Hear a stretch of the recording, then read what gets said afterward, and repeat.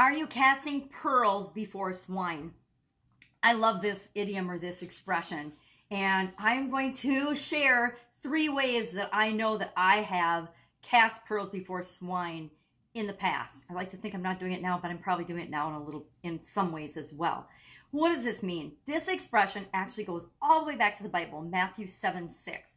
And incredibly famous authors have used the same visualization or the same way of describing offering something to people that they're not going to understand or they're not going to appreciate, or offering something to the wrong people.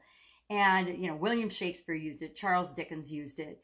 And it's a really common expression, casting pearls before swine. Or, if you threw jewels in a pig pen or in their slop buckets called to feed them, are they going to pay any attention to it? No, because they have no interest. They have no need of jewels or pearls in particular. They do have need of food and slop and whatever else pigs eat, pig food, right? And that's all they're interested in. They're interested in being pigs. So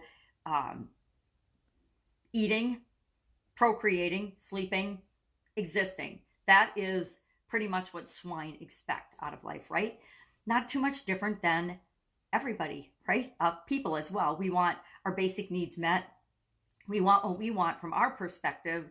And if you offer something that we're looking for or we want, we'll pay attention. If you're offering something that we don't need or want right now, we'll just let it go right past us. We won't even pay attention to it. So what are some of the ways that I have done this, made this mistake of offering something that people just aren't going to get or aren't going to appreciate? Well, from a personal standpoint, relationships. Have I offered myself or tried to be in relationships with the wrong people? Well, who hasn't? Who hasn't tried to date or be in a relationship with the wrong people? Some of us have even married and spent decades with the wrong person, right?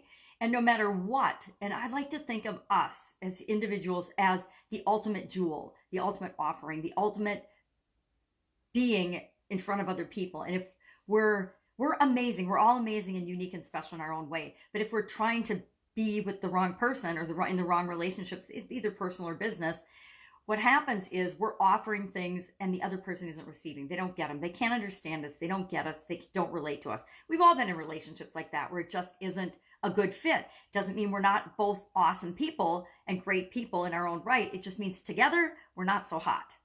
That would be the summarization of my marriage. So that's my first thought of casting pearls before swine. Now that would assume that I was the pearl and the ex was the swine, right? Maybe not in his estimation. And I'm not saying he was a swine, but it just means together we weren't the right fit or the right match. It's like, and another example I can share, it's like offering our products or service to everyone and thinking everyone will love what it is that we have to offer. When I got into the Italian food manufacturing business like 35 years ago, probably 37 years ago now, I actually falsely believed, because I didn't know better, that everybody would love Italian food. Everybody would love and want to eat handmade Italian food.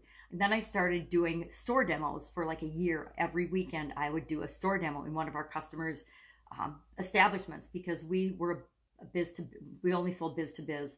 So I would go, but I wanted to have a better understanding of what the end users and customers wanted and liked or didn't like about the products that we made. And I learned very quickly that during the days of the low carb, no carb diets and, carbs were the devil, my product, I was basically the devil to a lot of people, a whole section of the population. And I learned really quickly in not so polite ways, because people are just really ornery when they're dieting, apparently, or when they're not eating carbs, and that my products and services were not for everyone.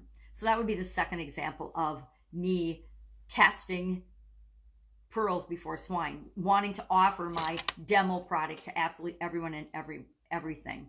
And the other example that I have where I've been really guilty of this is not listening to my customers, or not targeting and selecting the right group of people to speak to and work with. When I first got into the online world just a couple of years ago, I'm pretty new to the online world and digital world. I actually created a whole product about stress, a whole course about stress that totally flopped. Nobody bought it because, well, number one, I was offering it to everyone. Number two, I didn't pick a group of people that I was creating it for. I just figured everybody's got stress. They want to get rid of stress. And I didn't I didn't listen to the people that I wanted to serve with it. I didn't ask them. I just created what I thought they would want. I threw it out there and then was surprised when nobody wanted it. Now I've learned a lot since then, and I know, hey, if you want to do something, ask the people that you want to serve, because they will tell you everything that you need to know to provide them with the solutions that they really want, not the solutions that we think they want. So that's a third example of casting pearls before swine. Shoving products and services down people's throats, it doesn't work anymore. Even if you find the right target, if you're just pushing what you want out at them and not listening to them or paying attention or getting feedback, you're not going to be in business very long, and you're certainly not going to supersize your business. So that's it. My question for you today, my action item for you today is to ask yourself, are you doing any of these things too? Because I got to believe I'm not the only person that has done and probably still continues to do this in some ways in my businesses and in my life, not just my businesses, right?